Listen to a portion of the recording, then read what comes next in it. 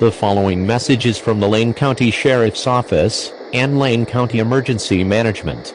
As of January 14th, at 2:55 p.m., Marcola Road is closed from milepost 19 to the Lane County line due to downed trees, and Territorial Highway is closed at milepost 42 near the Douglas County line.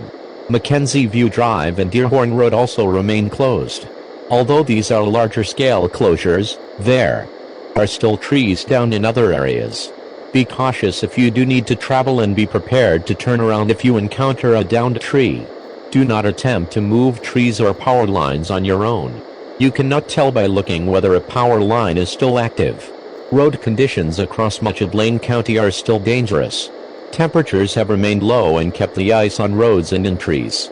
Roadways are still treacherous, and trees continue to fall.